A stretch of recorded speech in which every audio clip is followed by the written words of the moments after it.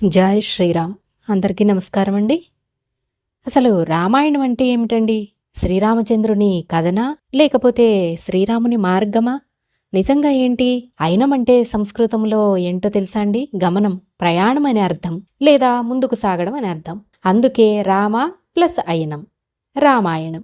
రాముడు నడచిన మార్గం, రాముడు పాటించిన ధర్మం, రాముడు జీవించి చూపించిన జీవన విధానం, అదే రామాయణం. ఇది కేవలం ఒక కథ కాదు, మనందరికీ మార్గదర్శనం.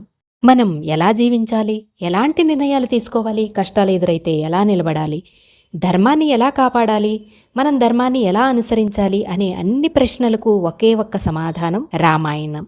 జన్మనిచ్చిన తల్లిదండ్రులను, అలాగే విద్య నేర్పిన గురువులను గౌరవించడం, వారికి శుశ్రూత చేయటం అంటే వారిని సేవించుకోవడం, తనువు మనస్సు భార్య భర్తకు మాత్రమే, అలాగే భర్త భార్యకు మాత్రమే ఇవ్వడము, కష్టసుఖాల్లో భార్యాభర్తలిద్దరూ కూడా ఒకటిగా ఉండడము, తోడబుట్టిన వారు స్వార్థంతో కాకుండా ఒకరిపై ఒకరు ప్రేమాభిమానాలు, త్యాగభావనతో ఉండడం, చెప్పుడు మాటలు చెడు మాటలు వింటే జరిగే అనర్థాలేంటో ఊహించుకుని అలాంటి వారికి దూరంగా ఉండడం, కుళ్ళు కుతంత్రాలతో కాకుండా ప్రేమతో మెలగడం, హద్దులు మీరకుండా ఉండడం, ధర్మాన్ని ఆచరించడం, ధర్మాన్ని చూపించడం, ఎవరి కష్టాన్ని దోచుకోకుండా ఉండాలి, ఒకవేళ అలా చేస్తే రావణునికి పట్టిన గతే మనకు కూడా పడుతుంది అని తెలుసుకోవడం, ఎవరైనా తప్పు చేస్తే అది మనకి తెలిసి కూడా మనం చెప్పకుండా ఉంటే అది మహాపాపం అవుతుందని గుర్తించడం, ఇలా ఎన్నెన్నో మనం రామాయణం నుండి నేర్చుకోవచ్చండి. సూర్యుడు ఉత్తర దిశగా ప్రయాణిస్తే ఉత్తరాయణం, దక్షిణ దిశగా ప్రయాణిస్తే దక్షిణాయనం అంట. మరి పారాయణం అంటే?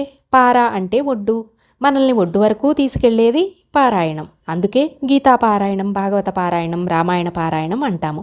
అంటే శ్లోకాలు చదవడం మాత్రమే కాదండి, అవి మనల్ని ఈ జనన మరణ సంసార చక్రం నుండి మోక్షం అనే ఒడ్డుకు చేర్చే ప్రయాణపు నావా అని తెలుసుకోవాలి. మన జీవితం మొత్తము ఒక ప్రయాణం.